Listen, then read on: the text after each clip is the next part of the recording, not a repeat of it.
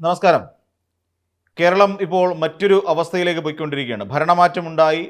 ഒരു നല്ല കാര്യം തന്നെയാണ് കേരളത്തിൽ സംഭവിച്ചത്. ഒരു 10 വർഷം കഴിയുമ്പോൾ ഏതൊരു മുന്നണിയിലും ഉണ്ടാകുന്ന അല്ലെങ്കിൽ ഒരു ഭരണത്തിലുണ്ടാകുന്ന ഒരു മാറ്റം വളരെ പോസിറ്റീവായിട്ട് തന്നെ പലരും കണ്ടു തുടങ്ങിക്കഴിഞ്ഞിരിക്കുന്നു. പക്ഷേ ഇതിൻ്റെ ഈ പോസിറ്റീവായിട്ടുള്ള ഘടകങ്ങൾ വി ഡി സതീശൻ എന്ന് പറയുന്ന വളരെ ചെറുപ്പമുള്ള 61 വയസ്സ് മാത്രം പ്രായമുള്ള വി ഡി സതീശൻ ഇവിടെ മുഖ്യമന്ത്രിയായി അധികാരമേൽക്കുന്ന കാലത്തിലേക്ക് അല്ലെങ്കിൽ ആ ദിവസത്തിലേക്ക് അധിക ദൂരമില്ല എന്ന് നമുക്കറിയാം.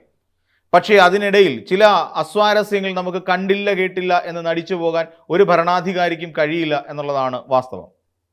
കാരണം അത്തരത്തിലൊരു പ്രതിസന്ധി കേരളത്തിൽ ഉടലെടുത്തുകൊണ്ടിരിക്കുകയാണോ എന്ന് നമ്മൾ സംശയിക്കേണ്ടിയിരിക്കുന്നു. ടൈംസിൽ അദ്ദേഹത്തിനുമായിട്ട് ബന്ധപ്പെട്ട ഒരു ഡിബേറ്റ് സംഘടിപ്പിച്ചിരുന്നു. വി ഡി സതീശനും പങ്കെടുത്ത ഒരു ഡിബേറ്റ് ആയിരുന്നു. ആ ഡിബേറ്റിൽ അതിലെ ആങ്കർ വളരെ കൃത്യമായി ചോദിക്കുന്നുണ്ട്. അതായത് IUML, അതായത് ഇന്ത്യൻ യൂണിയൻ മുസ്ലിം ലീഗ്, അതിനെ സപ്പോർട്ട് ചെയ്യുന്ന ജമാഅത്തെ ഇസ്ലാമി എന്നിവരടങ്ങുന്നവർ മുന്നോട്ട് പോയിക്കൊണ്ടിരിക്കുന്ന ഒരു ലൈനുണ്ട്, അതായത് വർഗീയ ലൈൻ.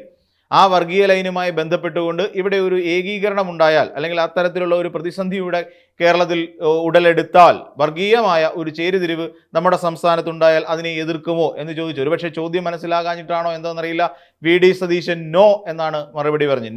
നോ ബഡി എന്നാണ് അദ്ദേഹം പറഞ്ഞത്.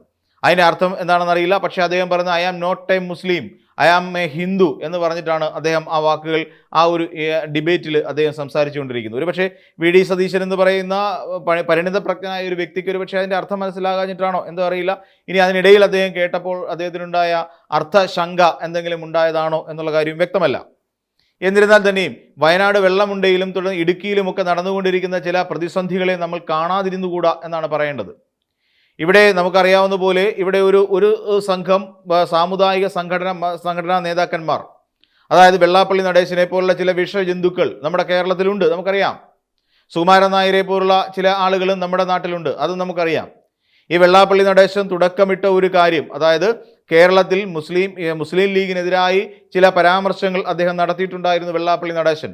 എന്നാൽ അത് വലിയ തോതിൽ ചർച്ച ചെയ്യപ്പെടുകയും ഈ തെരഞ്ഞെടുപ്പിൽ ആകമാനം ഇടതുപക്ഷത്തിനെതിരായി ഒരു മുസ്ലിം വോട്ടുകളുടെ ഒരു ഏകീകരണം നടക്കുകയും ചെയ്തു എന്നുള്ളത് വസ്തുതാപരമായ കാര്യമാണ്. വെള്ളാപ്പള്ളി നടേശൻ എന്ന് പറയുന്ന ഒരു വ്യക്തി കാരണം ഇടതുപക്ഷത്തിൽ നിന്നും മുസ്ലിം വോട്ടുകൾ കണ്ടമാനം വിള്ളലുണ്ടായി നഷ്ടപ്പെട്ടു പോയ ഒരു സാഹചര്യം ഉണ്ടായി. അപ്പോൾ വെള്ളമുണ്ടയടക്കമുള്ള പ്രദേശങ്ങളിൽ, ഇടുക്കി അടക്കമുള്ള പ്രദേശങ്ങളിൽ ഇവരിപ്പോൾ ഉയർത്തിക്കൊണ്ടിരിക്കുന്ന, ഇപ്പോൾ കഴിഞ്ഞ ദിവസം തന്നെ UDFന്റെ മുഖ്യമന്ത്രിയായി വി ഡി സതീശനെ നിയമിക്കുന്നു, അല്ലെങ്കിൽ AICCയുടെ നിർദ്ദേശം വരുന്നു, തീരുമാനം വരുന്നു. അപ്പോൾ അങ്ങനെ തീരുമാനമുണ്ടായ സാഹചര്യത്തിൽ നമ്മൾ മനസ്സിലാക്കേണ്ട ഒരു കാര്യം, അവിടെ പ്രത്യേകം പറഞ്ഞിരുന്നു അനാവശ്യമായ അല്ലെങ്കിൽ അനാവശ്യമായ ആഹ്ലാദ പ്രകടനമോ പ്രതിഷേധമോ കേരളത്തിൽ ഉണ്ടാകാൻ പാടില്ല. അതിൽ പ്രവർത്തകർ പ്രത്യേകം ശ്രദ്ധ പാലിക്കണം, ജാഗ്രതയോടുകൂടി ഇരിക്കണം എന്ന് ഒരു നിർദ്ദേശം ഇവരുടെ ഭാഗത്ത് നിന്ന്, നേതാക്കന്മാരുടെ ഭാഗത്ത് നിന്ന് ഉണ്ടായി. എന്നാൽ മുസ്ലിം ലീഗിൻ്റെ അല്ലെങ്കിൽ യൂത്ത് ലീഗിൻ്റെ നേതൃത്വത്തിൽ നടന്ന ഈ വെള്ളമുണ്ടയിലാണെങ്കിലും ഇടുക്കിയിലാണെങ്കിലും നടന്ന സമരം അല്ലെങ്കിൽ ആഹ്ലാദ പ്രകടനങ്ങൾ അക്രമാസക്തമാകുന്ന ഒരു കാര്യത്തിലേക്ക് നീങ്ങുകയുണ്ടായി. എങ്ങനെയായിരുന്നു അത്? ഒരു തെറ്റായ ഒരു പ്രവണതയാണ് കേരളത്തിൽ സൃഷ്ടിക്കാൻ പോകുന്നത് എന്ന് വ്യക്തമാണ്. എന്തുകൊണ്ടായിരിക്കാം ഈ രീതിയിൽ ഒരു പ്രവണതയിലേക്ക് പോകുന്നത്? അതിനു മുൻപായി വെള്ളാപ്പള്ളി പറഞ്ഞിട്ടുള്ള ആ വാക്കുകൾ നമ്മൾ പരിശോധിക്കണം. മുസ്ലിം ലീഗ് മലപ്പുറത്തെയും മുസ്ലിം ലീഗിനെയും ചൂണ്ടിക്കാണിച്ചുകൊണ്ട് അവരെന്തോ നീചമായ പ്രവൃത്തിയാണ് ചെയ്യുന്നതെന്നും ഇവിടെ അവർ അധികാരത്തിൽ കയറിയിരുന്നു കൊണ്ട് അനാവശ്യമായി എന്തൊക്കെയോ വാങ്ങിക്കൂട്ടുന്നു എന്നുള്ള തരത്തിൽ പരാമർശം നടത്തിക്കൊണ്ടാണ് വെള്ളാപ്പള്ളി നടേശൻ നിൽക്കുന്നത്. AICC എന്ന് പറയുന്ന ഹൈക്കമാൻഡ് വി ഡി സതീശനെ മുഖ്യമന്ത്രിയായി നിയമിച്ചത് അല്ലെങ്കിൽ തീരുമാനിച്ചത് ഈ പറയുന്ന ഘടകകക്ഷിയായ മുസ്ലിം ലീഗിൻ്റെ പിന്തുണയോടുകൂടിയും അവരിൽ നിന്ന് ഉയർന്നു വന്ന ശക്തമായ അഭിപ്രായത്തിൻ്റെയും അടിസ്ഥാനത്തിലാണ് എന്ന് ഈ പറയുന്ന ഹിന്ദു നേതാക്കന്മാരെല്ലാം വളരെ കൃത്യമായി ചിന്തിക്കുന്നു. ഹിന്ദു നേതാക്കന്മാരെന്ന് പറഞ്ഞ NSSൻ്റെ സുകുമാരൻ നായർ ഉൾപ്പെടെ. സുകുമാരൻ നായർ അതിനെ നിശിതമായ ഭാഷയിലാണ് വിമർശിച്ചിരിക്കുന്നത്, ശക്തമായ ഭാഷയിലാണ്. അതായത് ലീഗിനെ വകവെച്ചുകൊണ്ട് നടത്തിയ ഈ ഒരു പരിശ്രമത്തെ, അത് ലീഗ് അധപ്പതിച്ചു പോയി എന്ന് പറയുന്നു. അതിനിടയിൽ സംഘപരിവാർ അനുകൂലികൾ എന്ത് ചെയ്യുന്നു? ഈ സംഘപരിവാർ അനുകൂലികൾ പറഞ്ഞുകൊണ്ടിരിക്കുന്നത് എന്താണ്? ഇവിടെ മുഖ്യമന്ത്രിയെ തീരുമാനിക്കുന്നത് അല്ലെങ്കിൽ കോൺഗ്രസിൻ്റെ യഥാർത്ഥ ഹൈക്കമാൻഡ് ഡൽഹിയിലല്ലെന്നും മറിച്ച് അതിവിടെ പാണക്കാടാണ് എന്നും പറയുന്ന തരത്തിലേക്ക് വരെ കാര്യങ്ങൾ എത്തിച്ചേരുന്നു. അതായത് നമ്മുടെ കേരളം ഇതുവരെ ഉണ്ടായിട്ടില്ലാത്ത വിധം ഒരു രാഷ്ട്രീയ ചേരിതിരിവിന് അപ്പുറത്തേക്ക് കാര്യങ്ങൾ മറിയുന്നുണ്ടോ എന്ന് നമ്മൾ ആലോചിക്കേണ്ട സ്ഥിതിയിലൂടെയാണ് കടന്നു പോകുന്നത്.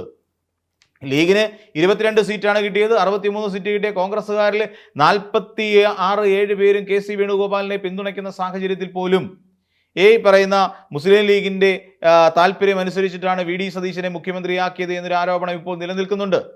ഈ ഒരു ആരോപണത്തിനെ പിൻപറ്റിക്കൊണ്ട് ഇവർ നടത്തിയ ഈ പറയുന്ന അവരുടെ പല പ്രസ്താവനകളും കേരളത്തിൻ്റെ സാമുദായിക മതപരമായ ഒരു അന്തരീക്ഷത്തെ വല്ലാണ്ട് ചൂടുപിടിപ്പിച്ചുകൊണ്ട് പോകുന്നു എന്ന് ഭയക്കേണ്ടിയിരിക്കുന്നു. അതാണ് നമ്മൾ അവിടെ വെള്ളമുണ്ടയിലാണെങ്കിലും ഇടുക്കിയിലാണെങ്കിലും നമ്മൾ കാണുന്നത്.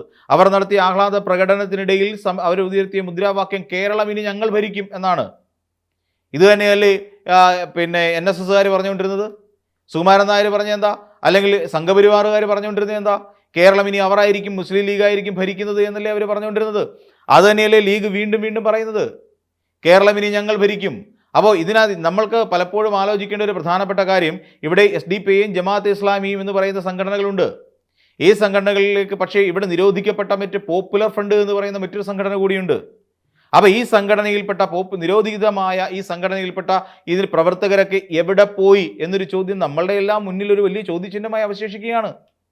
അവരെവിടേക്കായിരിക്കും പോയിട്ടുണ്ടാവുക? അപ്പം ഈ രീതിയിൽ മുസ്ലിം ലീഗിലേക്കും അതോടൊപ്പം ഇതിലേക്ക് കടന്നു കയറപ്പെട്ട ഇത്തരത്തിലുള്ള തീവ്രവാദ സ്വഭാവമുള്ള ആളുകൾ ഈ രീതിയിൽ മുദ്രാവാക്യം വിളിക്കുകയും വെള്ളാപ്പള്ളി നടേശൻ്റെയും സുകുമാരൻ നായർക്ക് എതിരെ വെള്ളാപ്പള്ളി നടേശൻ്റെ കോലം കത്തിക്കുകയും പിണറായി വിജയനെതിരായിട്ടും സുകുമാരൻ നായർക്കെതിരായിട്ടും അത്യുച്ചത്തിൽ മുദ്രാവാക്യം വിളിക്കുകയും ചെയ്യുന്നു. ഇത് നമ്മളിലേക്ക് എത്തിക്കാൻ പോകുന്നത് ഇവിടെ ഒരു മതപരമായ ഒരു വലിയ ധ്രുവീകരണം സംഭവിക്കാൻ പോകുന്നു എന്നുള്ളതിൻ്റെ ഉദാഹരണമായോ അല്ലെങ്കിൽ അതിലേക്ക് വിരൽ ചൂണ്ടുപലകകളായോ നമുക്ക് കാണേണ്ടി വരും.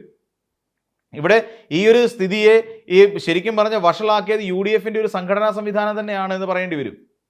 ഇവർ ഒരുപക്ഷെ മതത്തെ ഈ പറയുന്ന ആഗോള അയ്യപ്പ സംഗമം എന്ന് പറയുന്ന ഒരു പരിപാടി കേരളത്തിൽ പത്തനംതിട്ടയിൽ നടത്തിയ സാഹചര്യത്തിൽ അതിനെ വളരെ സമചിത്തതയോടുകൂടി അതിനെ ഒരു മതത്തിൻ്റെ പരിപ്രേക്ഷ്യത്തിൽ നിന്നല്ലാതെ നോക്കിക്കാണണമായിരുന്നു. അതൊരു ക്ഷേത്രത്തിൻ്റെ അല്ലെങ്കിൽ കേരളത്തിൻ്റെ ഒരു സംസ്കാര സംരക്ഷണത്തിന് വേണ്ടിയിട്ടും ദേവസ്വം ബോർഡിൻ്റെ കീഴിൽ വരുന്ന ഒരു ക്ഷേത്രത്തിൻ്റെ പുനരുദ്ധാരണത്തിനും മാസ്റ്റർ പ്ലാൻ രൂപീകരണത്തിനും വേണ്ടി മാത്രമായിരുന്നു അത് എന്ന് ഒരു വ്യാപകമായ ഒരു പ്രചരണം കൊടുത്തിരുന്നെങ്കിൽ ഒരുപക്ഷെ ഈ രീതിയിലേക്ക് അത് വ്യാഖ്യാനിക്കപ്പെടുകയോ അത് ചിന്തിക്കപ്പെടുകയോ മാറ്റപ്പെടുകയോ ചെയ്യില്ലായിരുന്നു. അപ്പോൾ ഇടതു സർക്കാർ ചെയ്തത് എന്താണ്? ഹിന്ദുക്കൾക്ക് വേണ്ടിയിട്ട് ഇങ്ങനെ ഒരു പരിപാടി നടത്തുമ്പോൾ എന്തുകൊണ്ടാണ് മുസ്ലിങ്ങൾക്ക് വേണ്ടി ഒരു പരിപാടി നടത്താത്തത് എന്നൊരു ചോദ്യം വരുന്നു. അപ്പോൾ ഇവിടെ മുസ്ലിം ലീഗ് ഈ രീതിയിൽ ഈ വി ഡി സതീശൻ എന്ത് ചെയ്തു? ആ സമയത്ത് അതിനെ വി ഡി സതീശൻ എന്ന് പറയുന്ന നേതാവ് വളരെ അന്ന് പണ്ട് PS ശ്രീധരൻപിള്ള പറഞ്ഞ പോലെ ഒരു ഗോൾഡൻ ചാൻസായി കണ്ടുകൊണ്ട് ഇവിടെ ഒരു ന്യൂനപക്ഷത്തിൻ്റെ അതായത് ന്യൂനപക്ഷ വർഗീയ ധ്രുവീകരണം നടത്തുന്നതിനാവശ്യമായ നടപടിക്രമങ്ങൾ അറിഞ്ഞോ അറിയാതെ വി ഡി സതീശൻ എന്ന് പറയുന്ന നേതാവ് ചെയ്തു വെച്ചിട്ടുണ്ടാകാം. അതുകൊണ്ടാണ് ഇത്തരത്തിലുള്ള പ്രസ്താവനകൾ പലയിടത്തും വരുന്നതും പലയിടങ്ങളിലും ഇത്തരത്തിലുള്ള ഒരു പ്രക്ഷോഭ പരിപാടികൾ സമരങ്ങൾ പ്രക്ഷോഭങ്ങളായി മാറുകയും ഒരു തരത്തിൽ പറഞ്ഞാൽ അതൊരു അക്രമോത്സുകമായ ഒരു കോലം കത്തിക്കുന്ന അടക്കമുള്ള നടപടിക്രമങ്ങളിലേക്ക് പോവുകയും ചെയ്യുന്നു. ഇത് ഹിന്ദു സംഘടനകളെ പ്രകോപിപ്പിക്കുന്ന തരത്തിലേക്കായി മാറുകയും ചെയ്യുന്നു. NSSനെയും സുകുമാരൻ നായരിനെയും കുറ്റം പറഞ്ഞു കഴിഞ്ഞാൽ അവിടെയൊന്നും ഒരു പ്രൊവോക്കേഷൻ ഉണ്ടാവുകയാണ്. അപ്പോൾ ഈ രീതിയിൽ കേരളത്തിൻ്റെ ഒരു മത സാമുദായിക ഹാർമണി അല്ലെങ്കിൽ ഒരു ഏകതാനത അവസാനിപ്പിക്കുന്ന തരത്തിലേക്ക് കാര്യങ്ങൾ പോകരുത് എന്ന് നമ്മളെല്ലാവരും ആശിക്കേണ്ടതുണ്ട്. അതിന് സർക്കാർ കൃത്യമായ അല്ലെങ്കിൽ വി ഡി സതീശനെ പോലെ നിയുക്തനായ ഒരു മുഖ്യമന്ത്രി ഇക്കാര്യത്തിൽ ശക്തമായ ഇടപെടൽ നടത്തണം. പാണക്കാട് തങ്ങളെ പോലെ പണ്ഡിതനായ അല്ലെങ്കിൽ കുഞ്ഞാലിക്കുട്ടി സാഹിബിനെ പോലെ രാഷ്ട്രീയത്തെക്കുറിച്ച് നല്ല പിടിപാടുള്ള അല്ലെങ്കിൽ രാഷ്ട്രീയത്തിൽ നല്ല അവഗാഹമുള്ള ഇവരൊക്കെ ഇക്കാര്യത്തിൽ ശക്തമായ ഇടപെടലുകൾ നടത്തിക്കൊണ്ട് കേരളത്തിൻ്റെ ഒരു സമാധാനം പുനഃസ്ഥാപിക്കുന്നതിന് വേണ്ടിയിട്ട് അല്ലെങ്കിൽ സമാധാന അന്തരീക്ഷം തകർക്കാതിരിക്കാൻ വേണ്ട ശ്രമങ്ങൾ നടത്തണം എന്നുള്ളതാണ് ഈ പറയാനുള്ളത്.